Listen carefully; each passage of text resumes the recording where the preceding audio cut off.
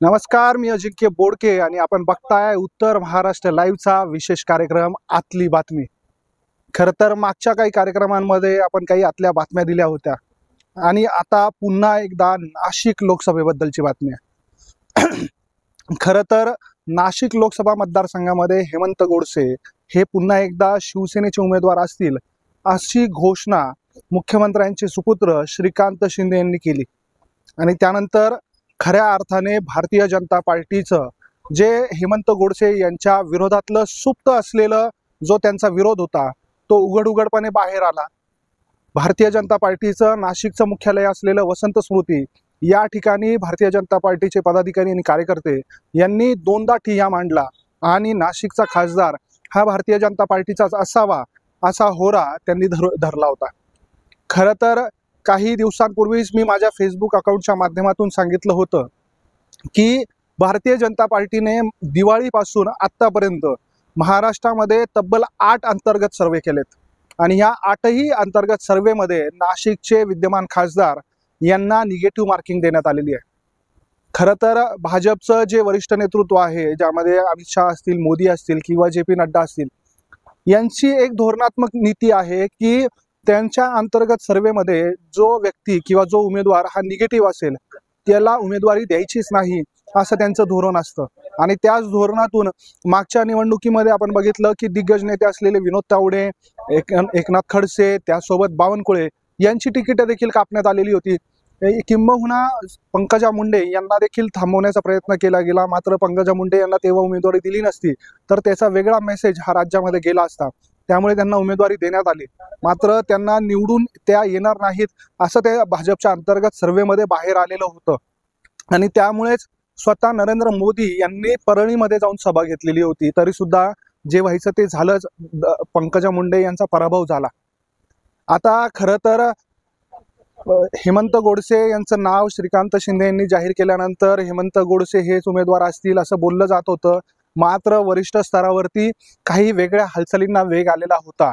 मागच्या 8 ते 10 दिवसापासून काही वेगळ्या हालचाली वरिष्ठ स्तरावर सुरू होत्या आणि त्यातून पुन्हा एकदा राष्ट्रवादी म्हणजे छगन भुजबळ यांनी सुद्धा नाशिकच्या जागेवरती दावा केलेला होता. आता या तीनही पक्षांचा दावा आजही नाशिक लोकसभा जागेवरती कायम आहे आणि त्याच निमित्ताने गृहमंत्री अमित शहा हे मुख्यमंत्री, दोन्ही उपमुख्यमंत्री यांच्यासोबत महाराष्ट्रातील ज्या 4-5 जागांचा तिढा बाकी आहे, ज्याप्रमाणे देवेंद्र फडणवीस हे बोलले की 80% पेपर सोडवला आहे, 20% पेपर सोडवायचा आहे आणि ह्याच 20% पेपर मग त्याच्यामध्ये नाशिकची जागा आहे, रामटेकची जागा आहे आणि इतर 2 जागा आहेत. याबाबतचा तिढा सुटलेला नाही आहे आणि त्याबाबतची अंतिम बैठक किंवा एक महत्त्वपूर्ण बैठक आज दिल्लीमध्ये होते किंवा ती कॉन्फरन्सद्वारे होणार आहे. दोन्हीही उपमुख्यमंत्री, मुख्यमंत्री आणि अमित शहा यांच्यामध्ये ही बैठक होणार आहे आणि यातूनच कदाचित नाशिकची जागा ही भारतीय जनता पार्टीकडे जाऊ शकते अशी दाट शक्यता आपल्या सूत्रांकडून मिळालेल्या माहितीनुसार आता निर्माण झालेली आहे. हेमंत गोडसे यांच्याबाबत जे निगेटिव्ह मार्किंग सर्वेमध्ये, अंतर्गत सर्वेमध्ये आलेलं होतं, त्यासोबत स्थानिक भाजपचा विरोध, स्थानिक भाजप आमदार, पदाधिकारी यांचा हेमंत गोडसे या नावाला असलेला विरोध, या सगळ्या गोष्टीमुळे नाशिकमधून शिंदे गटाकडे दुसरा तेवढा प्रबळ उमेदवार नसल्यामुळे ही जागा भारतीय जनता पार्टीकडे जाऊन भारतीय जनता पार्टीचा या ठिकाणी उमेदवार असेल आणि भारतीय जनता पार्टीच्या कमळ निशाणीवर एखादा उमेदवार लढला जाईल. आणि त्यातही एक वेगळी खेळी करून ज्या पद्धतीने आता आपण बघतोय की नाशिक लोकसभा मतदारसंघामध्ये काही असे उमेदवार आहेत ज्यांनी आता गुडघ्याला बाशिंग बांधलेलंच आहे की काही झालं तरी मी निवडणूक लढणारच आहे. त्यामुळे नाशिकमध्ये दुरंगी लढत न होता तिरंगी लढत होणार आहे आणि अशा परिस्थितीमध्ये कदाचित भारतीय जनता पार्टीकडून एखादा सरप्राइझिंग चेहरा, बाहेरचा चेहरा आणि तोही जातीय समीकरणांना फाटा देणारा असा एखादा चेहरा देखील समोर येण्याची दाट शक्यता निर्माण झालेली आहे.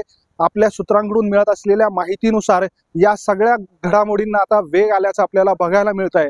नेमकं आता येणाऱ्या काही दिवसामध्ये खरं तर 20 तारखेला म्हणजे 20 मेला आजपासून 2 महिन्यानंतर नाशिक लोकसभेची निवडणूक होणार आहे आणि खूप वेळ बाकी आहे. त्याच्यामुळे नाशिकच्या जागेबद्दल एवढी घाई नाही आहे. त्यामुळे येणाऱ्या काळामध्ये अजून काय घडामोडी घडतील, हेमंत गोडसे हे भाजपच्या नेत्यांना भेटतायत, तिथे त्यांची फिल्डिंग लावण्याचा प्रयत्न सुरू आहे.